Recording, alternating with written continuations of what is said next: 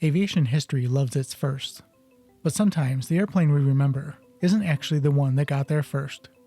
Everyone knows the Messerschmitt Me 262, the Stormbird, the world's first operational jet fighter, the airplane that supposedly arrived too late to save Germany, but early enough to change aviation history forever. But here's the part most history books quietly skip over. The Me 262 wasn't the first jet fighter. Not even close. Because more than a year before the famous Stormbird ever lifted off under jet power, another aircraft had already beaten it into the sky. And that airplane, the Heinkel He 280, might be one of the most important fighters almost nobody remembers. This isn't just a story about airplanes. It's a story about politics, exploding engines, wounded egos, and how being first sometimes means absolutely nothing.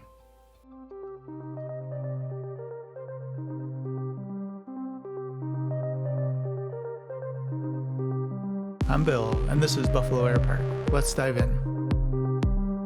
By the late 1930s, most of the world believed piston engines still had decades left in them. Bigger engines, more cylinders, more horsepower. Problem solved. But Ernst Heinkel wasn't interested in bigger propellers. He was obsessed with something radically different, jet propulsion. In 1939, his company flew the Heinkel He 178, the first jet aircraft in history. And the reaction from German leadership was polite indifference. Jets were viewed as experimental toys. Interesting, expensive, impractical. In other words, that's nice, Ernst. Now go build something useful. So naturally, Heinkel built a fighter anyway. The Heinkel He 280 first flew on March 30th, 1941, 15 months before the 262 managed a successful jet-powered flight. And this wasn't just a prototype curiosity. It introduced ideas that would become standard in jet aviation: tricycle landing gear, twin-engine jet layout, and incredibly, the world's first operational ejection seat, which turned out to be necessary almost immediately. In January 1942, test pilot Helmut Schrank was being towed aloft in a He 280 because the engines still weren't reliable enough for full testing. The aircraft iced over in bad weather, became uncontrollable, and Schrank became the first human in history to eject from an aircraft. The jet age literally began with someone pulling the "get me out of here" handle.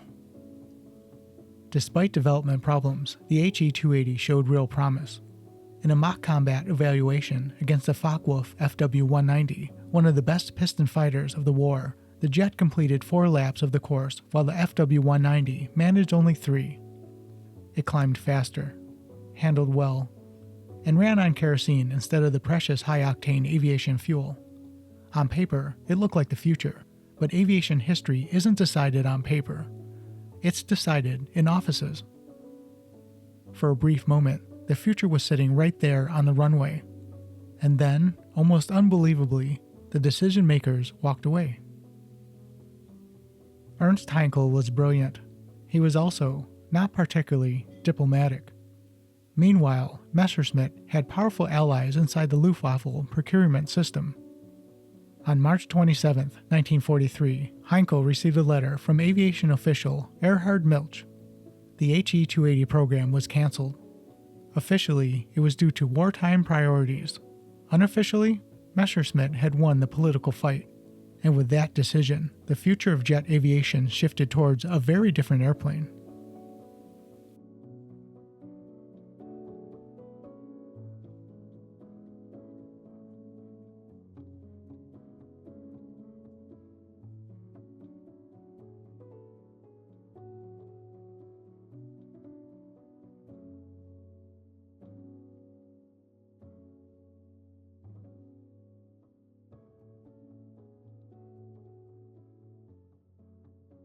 The Messerschmitt Me 262 looks like pure speed.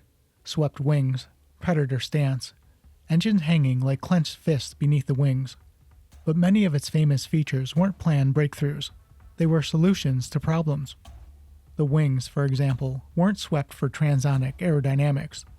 The engines became heavier than expected, throwing off the center of gravity, so engineers swept the wings back simply to rebalance the aircraft. A happy accident that helped performance. The landing gear tells an even stranger story. Early prototypes were tail draggers. Yeah, tail draggers.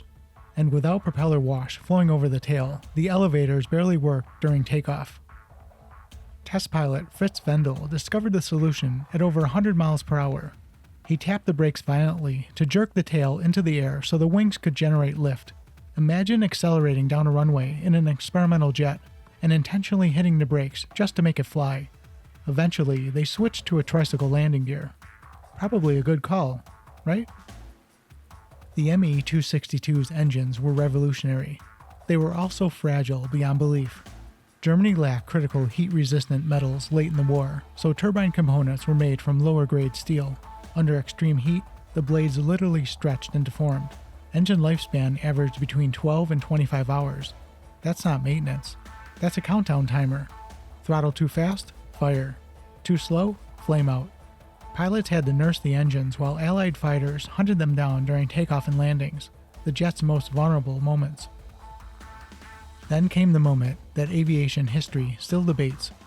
In late 1943, Adolf Hitler inspected the aircraft and asked the simple question, "Can it carry bombs?" Technically, yes. Hitler immediately declared it a high-speed bomber, the Blitz bomber. Instead of intercepting Allied bombers, the world's most advanced fighter was tasked with hauling bombs at speeds that made accurate aiming nearly impossible. Fighter pilots were furious. It was like using a Formula One car as a delivery truck. When finally deployed as a fighter, the Me-262 was terrifying. 4 30mm Mk-108 cannons could destroy a B-17 with only a few hits. Pilots attacked using high-speed diving passes, the so-called roller coaster tactic, striking bomber formations before Allied escorts could react. But the Allies adapted quickly. Instead of chasing jets in the air, they waited near airfields. As jets slowed to land, Allied fighters pounced. The fastest aircraft in the war became the most vulnerable when moving slowly. After Germany's collapse, Allied teams raced to capture surviving jets. American crews, known as Watson's Wizards, collected Me-262s across Europe, shipping them home for study. The jet age had arrived, and everyone wanted a piece of it. The Heinkel He-280 was lighter, agile, and arrived first. But it had short range, weaker armament, unreliable engines, and almost no political support. The Me-262 was heavier, more dangerous to operate, and arrived late. But it had range, firepower, and momentum behind it. History doesn't always reward the pioneer. It rewards the aircraft that survives long enough to matter.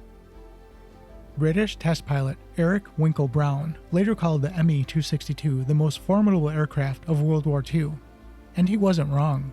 But long before the Stormbird earned its legend, another jet had already proven the future was coming. The Heinkel He-280 built the doorway. The Me-262 walked through it. And that wraps up another tale from aviation's stranger side. Until next time, keep your eyes on the skies.